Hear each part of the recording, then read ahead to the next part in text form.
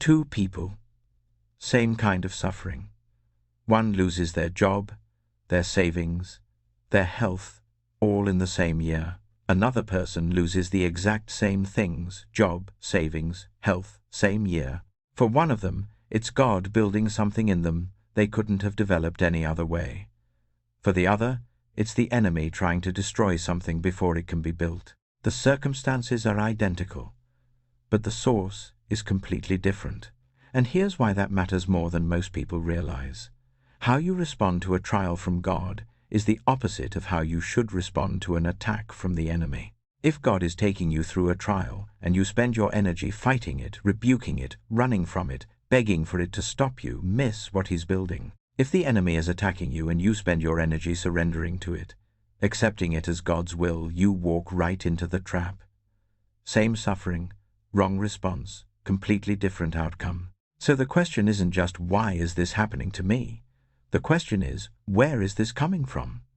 And the Bible, if you read it carefully, gives you a way to tell the difference. Let's start with something that almost nobody talks about, because it changes everything. In the book of Job, chapter 1, God is speaking to Satan, and God says, "Have you considered my servant Job?" God brought Job up.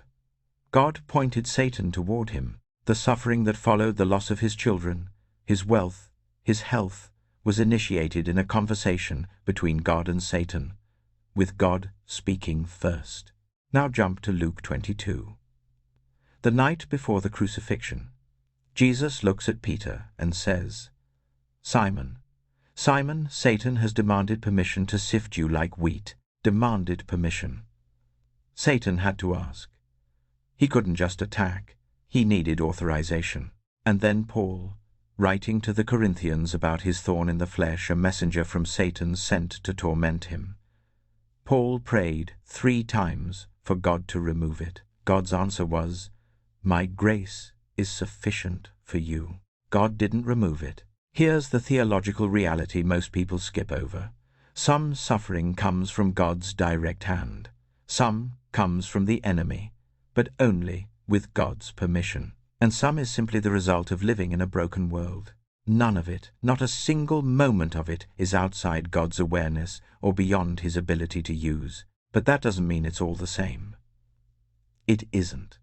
And knowing the difference tells you how to respond. Here is the first and most reliable diagnostic marker. A trial from God pushes you toward Him. An attack from the enemy pushes you away.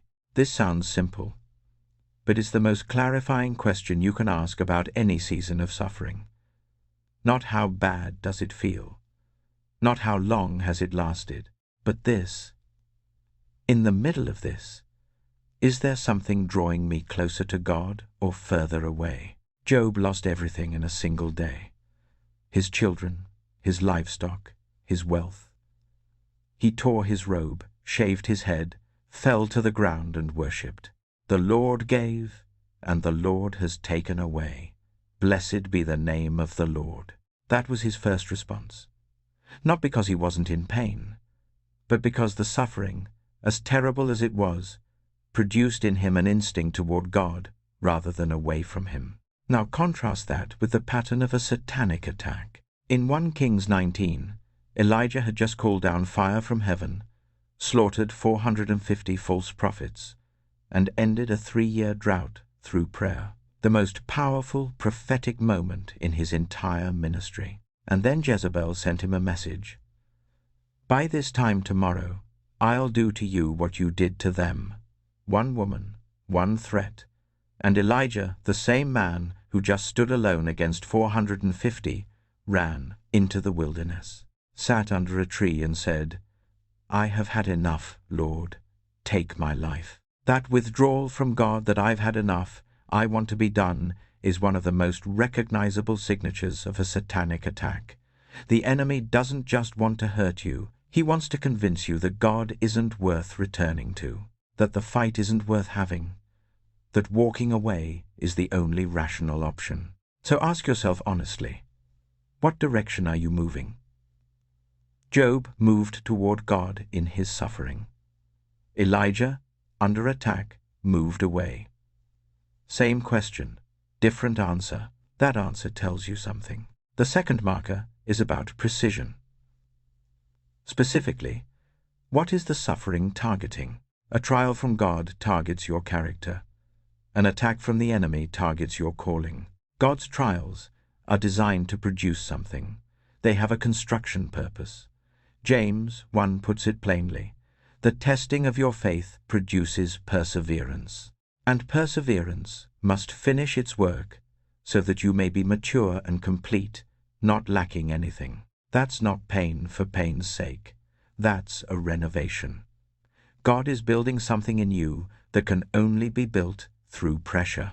An attack from the enemy, on the other hand, is aimed at destruction. And specifically, it's aimed at the area of your calling, the exact place where you carry the most potential impact. Go back to Job. He was blameless and upright, but what was actually being tested? God said to Satan, "Does Job fear God for nothing?" The attack was aimed at the integrity of Job's relationship with God. Not his possessions, those were just the mechanism. The real target was his faith, his calling as a man of God in his generation. Look at the Apostle Paul.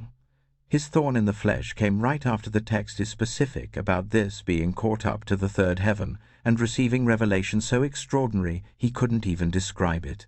The attack followed the revelation precisely because the revelation carried such weight. Paul was being used to write most of the New Testament. The enemy couldn't afford for him to function in pride and self-sufficiency. Whether the thorn was God allowing a satanic attack to keep Paul humble, or something more direct, it landed exactly at the intersection of his gift and his weakness. So look at what's being hit. Is the suffering pressing on your pride, your comfort, your self-sufficiency? That has the shape of a trial, something God is refining. Is it aimed at your ministry, your voice, your ability to fulfill your specific calling? That has the shape of an attack, something designed to neutralize you before you can do damage to the enemy's territory. Joseph's brothers didn't hate him randomly. They hated him because of the dreams, the very thing that represented his future authority. The attack landed precisely on his destiny. That's the fingerprint of the enemy.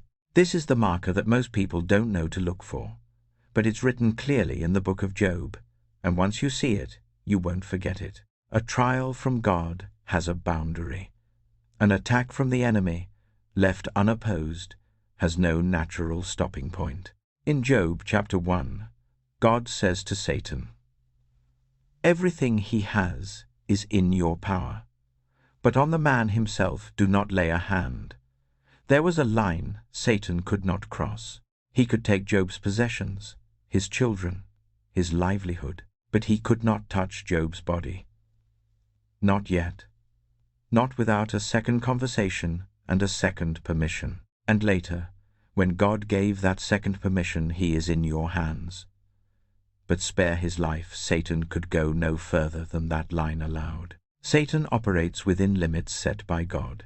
He is not God's equal, roaming freely and attacking at will. He is a created being who requires authorization to touch what belongs to God. That's the theological reality. But what does it look like practically? A trial from God tends to have a shape it builds towards something. There's a pressure that increases, then an inflection point, then a resolution. Abraham waited 25 years for Isaac, not forever. There was a moment when the trial ended and the promise arrived. Joseph spent years in prison. Then one morning, Pharaoh had a dream, and everything changed. The waiting had a limit. An attack from the enemy, if you never engage it, if you never resist it, will push as far as it's allowed to go. It doesn't naturally resolve into something good. Left alone, it escalates. James says, "Resist the devil, and he will flee." That word flee implies he doesn't leave on his own. He has to be pushed. He won't self-limit. The fact that you have to resist actively, deliberately, is itself a sign that you're dealing with something that requires that kind of response. So ask, is this building towards something that has the shape of an end? Or is it escalating, intensifying, never quite resolving? The first suggests a trial with a limit. The second suggests an attack with an agenda. A trial from God may shake you, but it never changes what God says about who you are. An attack from the enemy always begins with your identity. Go back to Satan's opening accusation against Job. Does Job fear God for nothing? You have blessed him. Take it all away, and he will curse you to your face. What is he actually saying? He's saying Job's faith is transactional. He's saying Job doesn't really love God, he just loves the benefits. He's attacking Job's identity as a man of genuine faith. That's always where the enemy starts. Not with your circumstances, with your interpretation of yourself. Jesus himself experienced this. In Matthew chapter 4, in the wilderness. Every single temptation Satan brought began the same way. If you are the Son of God, the attack on Jesus wasn't primarily about bread or kingdoms. It was about destabilizing his sense of who he was before anything else happened in his ministry. Because if the enemy could get Jesus to prove his identity, he could redirect the entire trajectory of what he came to do. When what you're experiencing causes you to question your identity, am I really called? Does God really love me? Am I even a real Christian? Pay attention. That specific flavor of confusion is almost always the enemy's signature. God may let a trial strip away comfort, security, relationships, even health. But he doesn't take your identity. He's the one who gave it. When Jesus came up out of the water at his baptism, the voice from heaven said, "This is my Son, whom I love. With him I am well pleased." Then, immediately, the Spirit led him into the wilderness.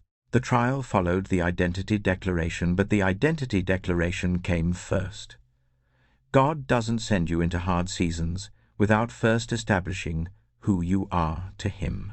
If you're in a season where you can't find your footing about who God says you are, where your sense of being loved, chosen, called, feels unstable, that attack on your identity is the real target. The circumstances around it may or may not be from the enemy. But that specific effect almost certainly is. This final marker requires time to see, but it may be the most decisive of all. A trial from God always produces something. An attack from the enemy, if it succeeds, produces only loss. Romans 5. We rejoice in our sufferings, because suffering produces perseverance. Perseverance, character. Character, hope. That's a production chain. Suffering goes in. Hope comes out. Something is made that wasn't there before. James 1. Consider it pure joy whenever you face trials of many kinds, because the testing of your faith produces perseverance. Again, something comes out the other side that wouldn't have been there without the trial going in. Job came out the other side of his trial with twice what he'd had. But more than that, he came out with a depth of encounter with God he'd never had before. He said, near the end, "My ears had heard of you, but now my eyes have seen you."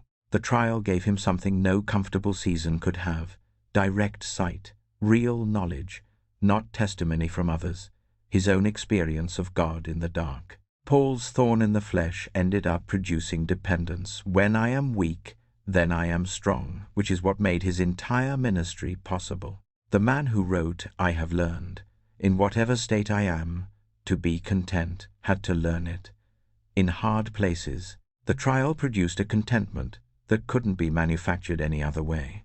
Now contrast that with what an attack, if left unresisted, is designed to leave behind. John 10:10, Jesus speaking. Not about trials, but about the enemy.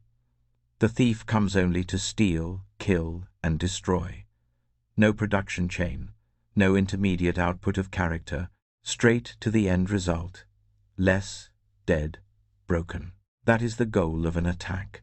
Not refinement, not even pain as a byproduct of something else. Pure subtraction. So look backwards if you can. What has this season already produced in you? Any increase in patience, depth, compassion, dependence on God, ability to sit with others in pain? That is the signature of a trial. Something was made. Any movement toward isolation, bitterness, abandoned calling, diminished faith, that is what an attack, left unaddressed, leaves behind. Something was taken. You may be too early in your season to see the fruit clearly. But even asking the question, even orienting yourself toward what is being built here, is itself a response of faith that changes what the season can produce. So you've thought through the markers. Maybe you have more clarity now than you did at the start of this video. Maybe you're in both simultaneously, which, for the record, is absolutely possible. Job's suffering came from a satanic attack that God authorized and sanctioned and ultimately redeemed. It was never either or. It was always both. And that's the most important thing I want you to carry out of this video.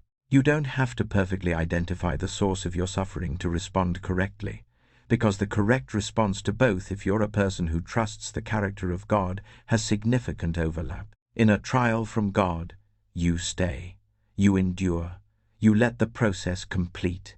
You resist the temptation to run from the pressure that is building something in you. You ask God not why as an accusation, but what are you producing here?